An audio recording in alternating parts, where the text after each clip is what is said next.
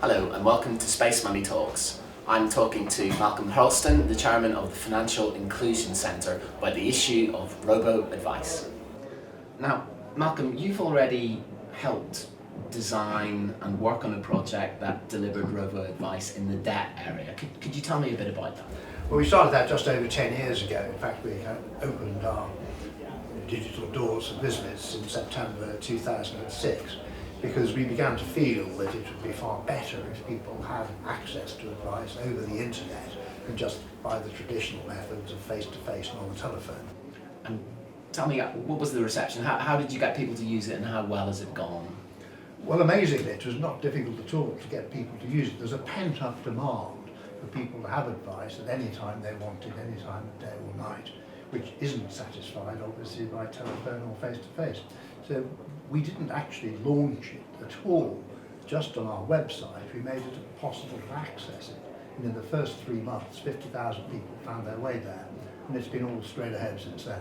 Okay, and a big issue for you is the cost. It's brought down the cost. How much and how exactly compared with, say, potentially more expensive face-to-face advice?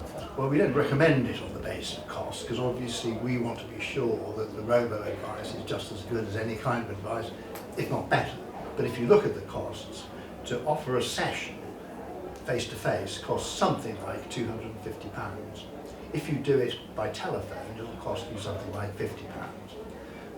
Via our robo system, it costs less than a fiver, something like £3 a session.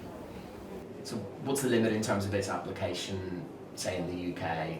There are obviously a lot of people with debt issues of different degrees. How wide do you think this can go in terms of solving some of those issues? Oh, it could go further and further. I think we showed the government that maybe they could be saving £100 million on the funding of debt advice if they encouraged more people to move in this direction and broke down the barriers.